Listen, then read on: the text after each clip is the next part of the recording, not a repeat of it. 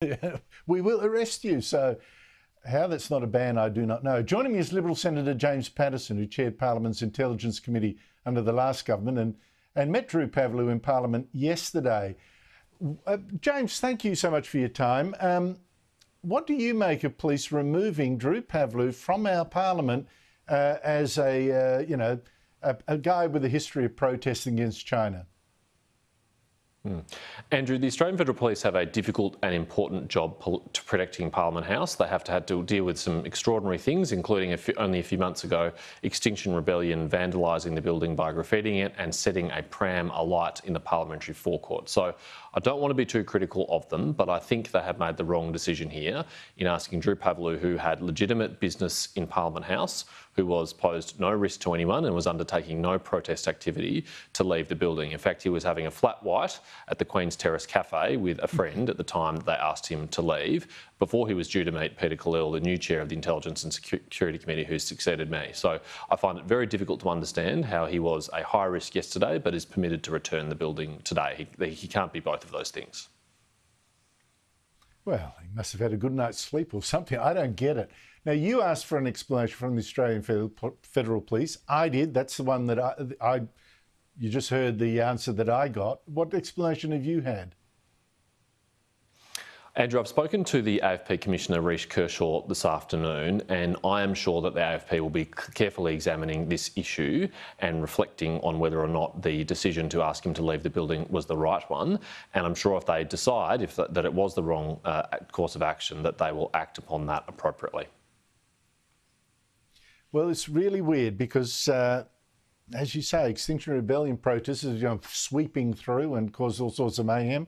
A guy that protests against China, posed no risk at Parliament House, gets stopped. That is not good, not good. Now, China's dictator Xi Jinping last week ended his ban on meeting Australian Prime Ministers, agreed to meet Anthony Albanese. But this week, China resumed its attack. I saw journalists excitedly saying a peace breakthrough, all that kind of thing. But it actually resumed its attack on us through the Communist Party's Global Times, which said that AUKUS, our new defence arrangement with the US and Britain, was a threat to regional peace and security and a barrier to improving China-Australia ties. What do you think China is up to here? Carrot and stick at the same time? It certainly is welcome that they are now willing to resume normal diplomatic dialogue and meet with their counterparts. I thought it was very counterproductive that they refused to meet with their counterparts under the Morrison government, even though we were willing to meet with them.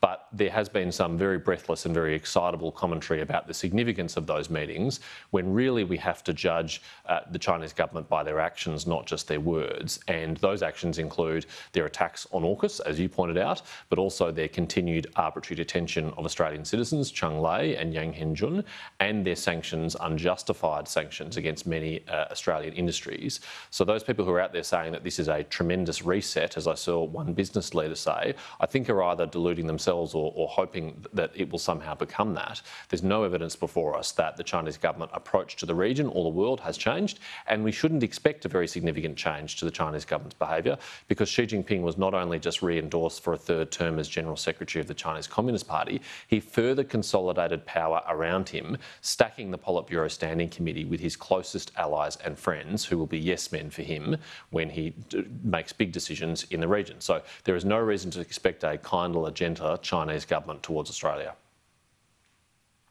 Yeah, I can't see that great breakthrough either.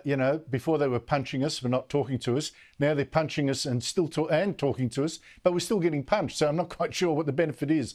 Anyway, James Paterson, thank you so much indeed for your time. Just one final